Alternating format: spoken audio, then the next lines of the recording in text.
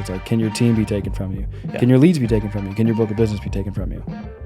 Well, what does that sound like? I don't even tell people. I don't argue with anybody. So I usually just like to ask people questions and let them answer themselves. Yep. That's why I would prefer to pay to be able to have the freedom to operate. 1,000%. Well, you got to be in an environment where you can actually make the money, because that's what it is. I believe everything that is pooling the people together is how much money is getting made, and it's tangible. It's reachable by everybody. And so it makes the excitement level that much higher, because they understand, okay, this time and energy that I'm putting in right now, it's not that, this idea of maybe in a year or two I could possibly potentially make that much money. No, we're watching him do it right now in the field in front of us, within months now, making over 6 figures a month. Like 4th month, already over 6 figures.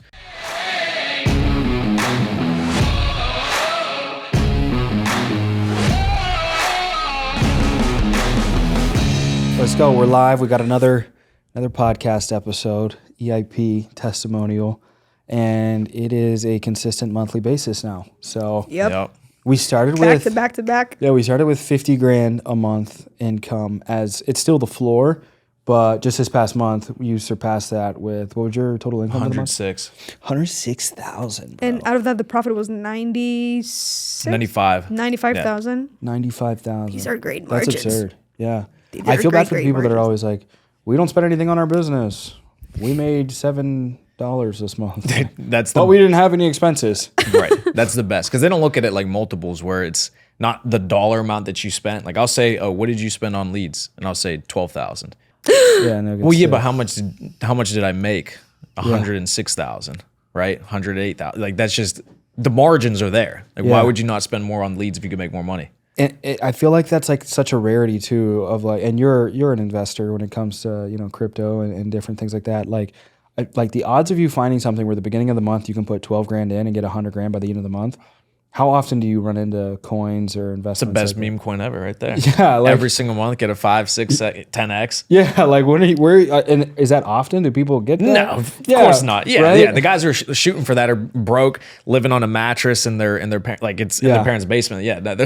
There's a meme online where you see with the crypto guys. Yeah. They'll, they could. Oh, I saw that. I know what you're talking about. When the guy's like sweaty and like in his bedroom with all that's in the bedroom is a computer where he can mess with the shit coins and invest in them, and then he's sitting on a what's it called, a blow up mattress. Are you taking these off, Ray Charles? yes. Okay, start over. No. No. We're good. Okay. No, we're I definitely just didn't want to not. go the whole podcast looking over at Ray Charles like this. Who's Ray Charles? It's an incredible artist, Great, yeah. musician. I have a question. If you can describe to whoever's watching this, because obviously we're going to have people that, you either have experience, you don't have experience, you don't know what insurance is, but we're obviously in the insurance space. This is money that was made through insurance sales. So did you do it all by yourself? Did you do it with your agency? If you can tell us a little bit of. Yeah, great point. So it's not a situation where you just come in and you have to have, 2 million people under you to be able to make any money. No. Personally, I wrote 123,000 in production. And then the team as a whole did 888,000 submit. So it wasn't by myself. How many families was that? Do you remember? That was like 460 families? Yeah, something like that. Yeah, because those are submit numbers. Because one guy called me. He was like, "Well, how do you write 100,000?" And then the team did 800,000. He was like, "What's he getting? Like 5% off of all this?" And I was like, "No, those are submit numbers. Correct. The net numbers are going to be 15, 20 points lower than that on average, not including whatever's going to IP the following month. So it's still a roughly, a 15, 20 point revenue generation from your team. And then obviously from whatever netted, obviously closer to 100% off that." Exactly. And we saw, we were just talking about it this first week in November. I tried to explain to people a lot of that production, whether it's the override or the personal production, will roll over into the first week in November, because the carriers will pay on the first premium. When the client pays the first premium, okay, you get that commission release, whether it's personal or for the override. Correct. So a lot of that, because of the way some people set up their policies, will come in the first week of the next month. Yeah. So this first week of this month, I wrote 2 deals personally, but I already made 36,000. Yeah. So it's all that production that I wrote personally. A lot of that's coming over to November. Yeah. So the money's still being made. It just doesn't all hit in the same calendar month. And what do you think in regard to the people in sales and in insurance sales that are kind of stuck in a limited model, and maybe they are in that model that's constantly recruiting, and they're living off maybe a couple six figures a year, but all they're doing 24/7 is doing everything in their power to flex, recruit, and do everything they can to keep the hamster wheels running. And when they see an opportunity like this, they're thinking to themselves like, I don't know if I want to write business again. And I know I've got my answers and thoughts on it. What are your thoughts? Well, yeah. So you can't be picky about building a business. Yeah. You can't be picky about what's going to go into the legwork, building at the ground level. It's like, do you want to be rich or not? Like, Yeah. do you want to make hundreds of millions of dollars? Do you want to make $1 billion? Do you want to make $100,000 a year? Like, what are your goals? Yeah. Well, if your goals are, I want to make 100 million, I want to make $1 billion. Well, when you're starting out in a new business, a new brokerage, you're building up your own company, you can't be picky. Well, I don't feel like writing business. Well, okay, then you don't feel like being wealthy. Yeah. That's the decision you made. For me, it's no issue at all, because I understand if I want to build a brokerage as quickly as possible, the most effective way for me to contribute to the growth of that brokerage is do what I'm best at, which is writing business. Yeah. So if people can see me, which they do in the Discord, I go live with the crew, screen shared, live on hot mic, dialer, everything, full transparency, calling the same exact leads as everybody else, giving the same presentation as everybody else, and just doing it at the highest level. How quality is that in comparison to some of these other insurance models where there's favoritism with resources? They've got what I've told people and exposed to people in the insurance space is in these limited models, they'll typically 50%, 60% of the production comes from upselling policyholders, and that's where the good business is sold because you keep it on the books because they've already bought, and that's their whole business model. But you only get it if you're like a favorited person and it can run out, et cetera. But you'll have people running those leads, selling them, keeping business on the books, and then giving you some garbage lead, some bait and switch lead, Mickey Mouse lead or Chuck E. Cheese lead. I forget what they're called. But those Chuck E. Cheese leads, that some of these people are running across different models.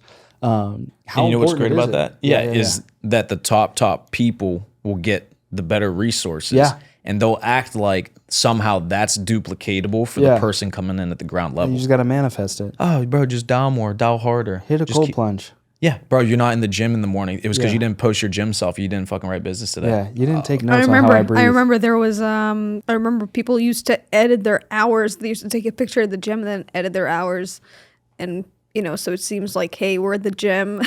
It's just, And it's- yeah, go ahead. No, it's insane to me. Business transparency is everything. If you can't run the same leads in the same controllables, whatever the data says, hey, we run these leads, we work at this time, we use this dialer, whatever all of that is, if it isn't all revealed, then you're not working in a duplicatable business. Exactly. You I remember know? they used to run trainings. I mean, last thing talking about other models, let's focus on what we have going on. But I used to be in trainings where the top producer used to speak, and they were running completely different types of leads than me. They were giving tips and tricks and hacks and verbiage and script, and they were running a totally different lead than me. But if you can tell us a little bit about, so what's your situation right now? You and your, and anyone that's working, that's partnered with you. What type of leads are you running? Is it the same type of resource? You don't have to get into the nitty gritty, but overall, what's Well, yeah, and that's what's so exciting about it is the people who come in, they stay excited about the business, and that's why they're all having so much success. Is it is the same thing. It's actually duplicatable because Yeah. I'm calling the same exact leads that they're calling. It's equity in terms of the company. It's full equity in terms of opportunity. It's not equity in terms of outcome. It's not the same outcome for everybody. That's up to you. But it's true equity in terms of the opportunity. Everybody has the same resources. Everybody has the same system. That's how we have it set up. So all the top people, we just said, okay, how do we continue to write more production? How do we continue to make the system better? Once we pretty much maxed out on our IUL leads that are exclusive to EIP right now, okay, we're writing about as much business as we can right now with these dripping in. Let's add another lead source. Cool. Now we add a different lead source. So it's going to be, it's a niche market, another niche market. But we're all running the same exact system. So when I'm live in the Discord dialing and writing production, these people can actually see, oh, that's what it looks like to close this type of lead. I see what he's saying. I see what the rebuttals are. I see what how he's framing everything in a way where people are actually going to be receptive to buying the policy, right? Because there's different ways to frame things to make it more attractive. So when people can see that, they're more excited to implement that themselves because they understand they can actually do it. Yeah. I can actually replicate that. Yeah, 1,000%. What do you think? So I wanted to get at in regard to, having that alignment in the resources. I always tell everybody this: it's not going to be easier once you promote yourself from a limited model and going into whatever it might be in life, from your previous self and leveling up to your greater self. It's not going to be easier, but it's going to be better, and the outcome is going to be better. And I tell them, the immediate thing that you'll see differently is your quality of life will go up. And the reason being is there are people out there that want your product, and then there are people out there that don't want your product. If you are spending your time trying to sell and persuade, convince people, strong arm them into getting a product they're not interested in, you're wasting your time. And so when I transitioned and I saw Gali, in the beginning of us building this business, I was ultimately still in a limited position. And I was watching her call these resources that were interested in the product. Not only were they interested, but they qualified medically and financially. They had the money and they were healthy. And I was told all along, if somebody was interested in life insurance, They're dying. odds are they're dying or they're broke and delirious. And so to see, dozens of people, hundreds of people that were not broke and delirious and were interested in the insurance product, I was like, I just spent 7 years convincing people that don't want insurance to get insurance, which, kudos to me. Great salesman. Terrific salesman. Fantastic. You know what I mean?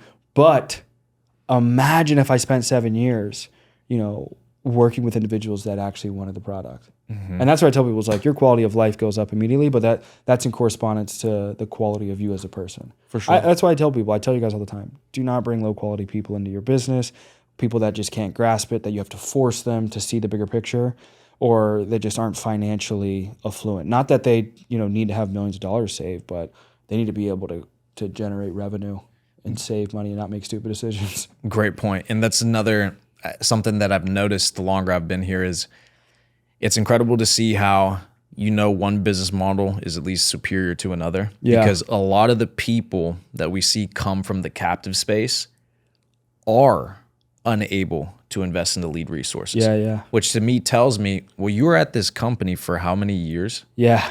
And you haven't been able to put together $2-3 grand Yeah. in your bank account to be able to invest.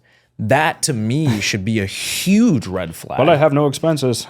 Well, yeah, no expenses and clearly not making enough money to save either. It's just, and so it's glorified slavery. I tell people it's like slavery didn't go away. They just put a paycheck on it. correct. You know exactly. what I mean? Yeah, they just put a middleman in between what they gave you, and then they gave you money to just go get those things they would have provided I anyways. saw this picture. It was when you're in prison, when you're in captivity. I wish I remembered the verbiage, but it was like when you're like, And it's comfortable.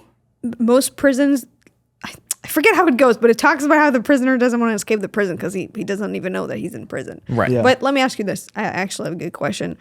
What are some cons, right? Because this business model is phenomenal. I'm very passionate about it. I see the money it generates. I see the life that it's changing. Why not everyone, would drop what they do in the insurance space and just go become an independent broker, own their book of business? What are some cons? Right. Well, the con is the responsibility of everything. That's the con. Now, some people take that as, well, that's actually a pro because I want to have the authority. I want to have the ownership. But other people will see that as a con. The responsibility of purchasing resources, the responsibility of roll-up debts, the responsibility of chargebacks. Like, you're responsible for these things, but in turn, you received ownership. Yeah. And so that's really the con is, do you want the responsibility? Do you want the headache? Do you want the stress? If you're okay with that, you're going to make more money, but that's going to be the side effect of it. Yeah. It's a lot simpler. It's a lot easier to get your lead packs given to you every week. It's a lot simpler, a lot easier to be able to make sure that the roll-ups are never going to happen. You're never going to get in trouble. You're never going to get sued. Like, nothing's going to happen. You're cool. You're by yourself, right? Or you don't have the responsibility. So you just have to be prepared to say, well, do you trust yourself to be responsible in an environment where it's truly operate as you please? Because it's not going to be somebody over your shoulder telling you, get into Discord, get into Zoom. What are you doing? Why aren't you at the gym right now? Da, da, da. Which is incredible that even exists. I get worried because 7 years in that culture of like, be here at 5 a.m. or you're cooked, and making hundreds of people show up to my meetings and to the office and everything like that. And now to be doing, we are officially doing 4 times more than my best month ever in the And how many hours do you sleep at night?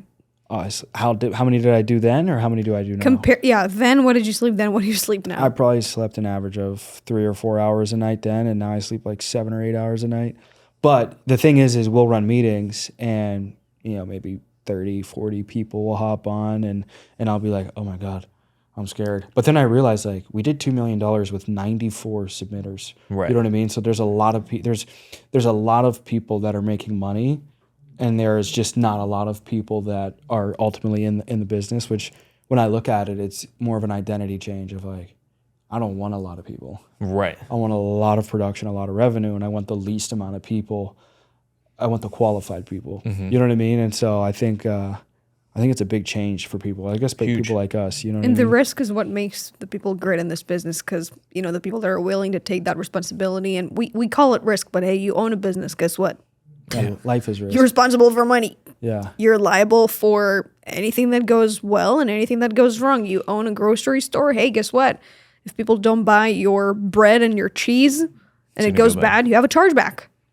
Yeah. If you own a nail tech salon and your client no-showed you and whatever, Or boom, comes in for a refund. or asks for a refund because you messed up their nail, boom, chargeback. You own a business. Guess what? If you don't want to own a business and you don't want to have any responsibilities, then there are a lot of phenomenal jobs that will take care of you. A lot of other business models, even if it's not described as a job and you're a 1099, you're a 1099 employee, right? Mm-hmm. So being scared, I don't think people understand what roll-up is. No, I think people don't realize, like, the more free things that you accept, the less free that you are. Mm-hmm. That's it. It's super, like, you can look at it from a government standpoint of view. Go to a country where everything's free. Everything's a handout. We take care of everything. All those people, for some reason, the ones that are completely codependent upon that government have no freedom. Correct. But then the ones, you come to America, where it's pure capitalism for the most part, of like, hey, your life is directly correspondent to what you do with it. Mm-hmm. So here's your freedom. Do what you want. You can be as poor as you want or as rich as you want. Mm-hmm. It's funny how those things work. It's leverage. Yeah. It's leverage, because anybody that you allow to give you things for free, or you could even look in the bigger picture of the world and how things work. People who pay politicians, lobbying, et cetera. Like, when you're given money from somebody else, they have leverage over you. Correct. So if you're giving up all these things and you're getting all this free, this is why they have leverage over you. This is why they can take away the free resources. Yeah. Exactly. They can take away the team. They can take away, because you don't That's own my favorite anything. thing to ask people. It's like, can your team be taken from you? Yeah. Can your leads be taken from you? Can your book of business be taken from you? Well, what does that sound like? I don't even tell people. I don't argue with anybody. So I usually just like to ask people questions and let them answer themselves. Yep. That's why I would prefer to pay to be able to have the freedom to operate. 1,000%. Absolutely. Yeah, It's- 1,000%. And I love the barrier to entry too. It's another aspect I was talking about with how the quality of people we have is so high, is because I want We that don't have to barrier. run meetings. Yeah. It's almost like, even now, a piece of me is like, maybe the one meeting a week that we run for 20 minutes is almost too much because of the caliber of people that we work with. Nobody we work with, I'll say this, 95% of the people we work with don't need a meeting. Mm-hmm. Everybody wakes up with a goal, with a vision, organized, classy for the most part. And when I think of it, I was like, but we're still united. So it's very unique to me because there's a unison with the company despite there being so much individuality. You know what I mean? I know exactly what you're saying. So it's weird to me because I've never experienced it. It's like, typically to like unite, I have for 7 years I ran an operation where we have to meet every day. I got to get everybody hoorah'd and motivated and excited and cast vision every day of it's going to get better. It's going to get better. And they just keep calling those Chuck E. Cheese leads. And behind my smile and motivation, I'm like, it is not getting better for most of you. Right. You know what I mean? I know exactly what you're saying though, with the energy around the organization is, like you said, there's nothing that's forcing anybody to come together, but everybody is coming together. Yeah. It just is. Yeah. And I love that because, like you said, the caliber of person, you don't want to take high-performing people out of the field, out of doing revenue-generating activities, just to be able to run a meeting. Yeah. It's one of the... Attend my meeting. The meeting will be 3 hours. Yep. On like mindset. Here's what Tom Brady did. Tom Brady played football. Yeah. We are selling simplified life insurance, you psychopath. Right. Here's what LeBron James did. Here's what Michael Jordan did. And I hate that across the entrepreneurial industry, like making these like references to these athletes. And it's like, I get it foundationally, but like sometimes the correlation is blown out of proportion. It's like LeBron James and simplified life insurance. Yeah, it doesn't matter. Let me ask you this. I'm thinking who would be watching that kind of, podcast? It would be either someone that is trying to understand, hey, how can I get started in insurance? What would that look like? Or someone that has experienced some success in insurance and needs to take it to the next level, right? Someone that already made his first 10K, but hey, what would it take for me instead of having 2 agents to having 20 agents? So what would be your advice for that? Let's look at the agency owner perspective, right? Like, hey, how did you scale from being a sole producer and just running business on your own when you first joined EAP to now generating, 6 figures a month? Your people are making money. Anyone that's partner, I don't even like to say your people because it's no one's person, but anyone that partnered with you is having incredible financial success, constantly getting leads, getting their return, making all this money, taking care of their families. What's your take on this? How can they do the same? Well, you got to be in an environment where you can actually make the money, because that's what it is. I believe everything that is pooling the people together is how much money is getting made, and it's tangible. It's reachable by everybody. And so it makes the excitement level that much higher because they understand, okay, this time and energy that I'm putting in right now, it's not that, this idea of maybe in a year or two I could possibly potentially make that much money. No, we're watching him do it right now in the field in front of us within months now, making over 6 figures a month. Like 4th month, already over 6 figures. This month on pace to make 120, right? It's happening right there. It's tangible to them within a short enough time frame where they're so excited to go get after it. Like it's because it's tangible. So to somebody who's trying to get their business to the next level, I can imagine 2 things are happening. Number one, more than likely, you're not actually in the field doing what those people are doing. That's the biggest difference that I notice from me to everybody else. I'm outproducing everybody and have the biggest team. So how am I outproducing you and also by far have the biggest team? That's such a fire clip. That is so fire. That should be a clip. Yeah, because what's the excuse? That's hilarious. I'm outrighting you and outbuilding you. So I know for a fact, it's the people who are in leadership positions, they don't think that they need to write business. And that's exactly why they don't grow. So one of the best things I learned from my first mentor was, listen, best way to get out of the field is to get in the field. To submerge yourself into it. Become the best. Yeah. Make it undeniable where it's like, it's this transition where it's like, you're wasting your time in a sense. You know what I mean? Of like, this just isn't like, it would be better for my people for me to be more available to them for other aspects of the business. When we first started building, I refused to let go of the phones. Or do you remember? Yeah. I constantly got leads for myself. I love writing.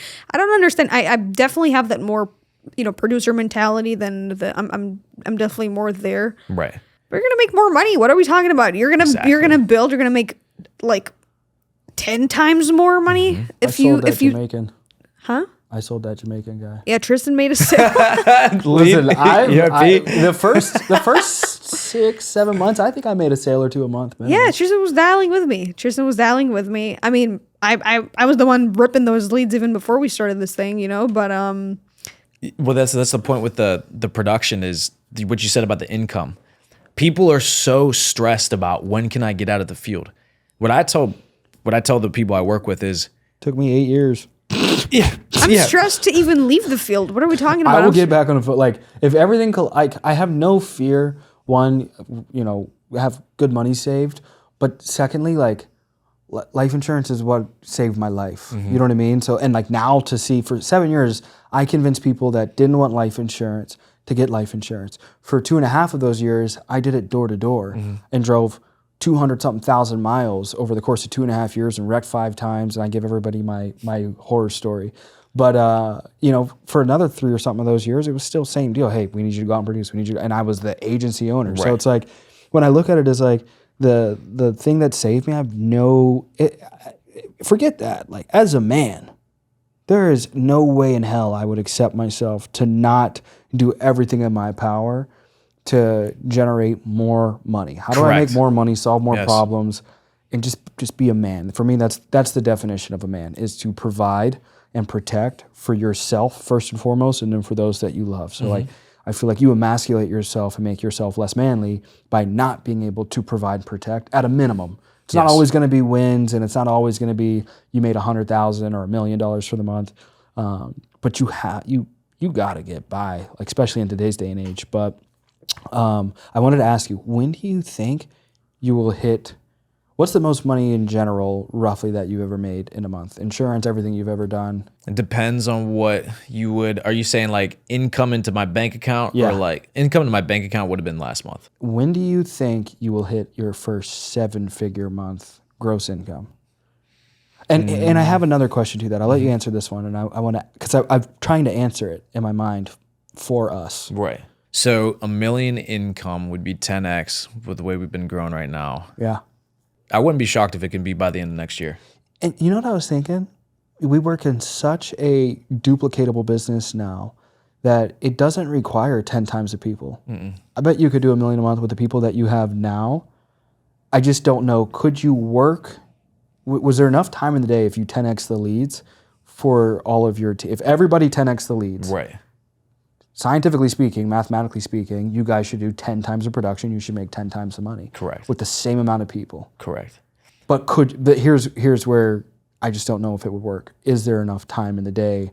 You know, if you guys are working 2,000 leads a week each right now, 20,000 leads a week for one person. That's a lot. Like, you know, like, is there enough time? Does that require, like, if you guys are working an average of 8 hours a day now, there aren't 80 hours in a day, if that's what it would require to process 20,000 leads. Right. Because I look at it as 3 variables. It's either people, like we need more people pushing the product. I like that to be the last variable we push. I look at leads, and I think that's my favorite one in regard to, like, how do we get in front of better people that can spend the most money? That would be first. And then secondly to that, it was like, how do we just get more of them? And then the first variable I would look at would be time. And I like to try to minimize that, because I think the least amount of time that you can work, which will probably blow people's minds, but I don't want people working 100 hours a day. I want someone to say, I work 5 hours a week at EIP and I make $5 million a day or something stupid. You know what I mean? Everyone we have, I feel like, what do you guys work? I dial 3 to 9. Yeah. And around 120. Yeah, but the 6 Scancerellos hours. look like they dial from midnight to midnight. Those guys all day. Yeah, literally, That's the other Nick. thing too. We're in the Discord, ripping Got the it. weights. Got it. Is there anything else you want to add before we jump into our next one? The only thing I would add would be, we were talking about the income. I want to finish this point because it's important. In a business, the whole point is to generate as much income and be as profitable as possible. That's the whole point of a business. So what I tell people is, why or how am I going to make the decision as to when I should get out of the field? Whenever writing business is no longer the highest ROI activity I have. Boom. That simple. If I can significantly impact my income by writing production, I should be writing production. Correct. Why would you, there's no other factors as to when you should stop. If I can impact my income by 2x, by 100%, double my income for the month by writing production, I'm gonna write production. Yeah. And that's the only thing that generates revenue in any business, is the product has to get sold. Yes. You know what I mean? So to minimize, like, the amount of, you know, loopholes and meetings and stupid stuff from XYZ and selling product, that's what's going to generate the most revenue. It's like, I'm either going to sell the product or we're going to sell the product. So 1,000% fire. Beautiful. Our was first great. 6-figure testimonial. Make sure you guys like, share, subscribe if you found value. And if you want to hit up Priamo, they can DM you at At Priamo Bro. Priam Bro. Priam Let's Bro. go. All right, guys. Peace.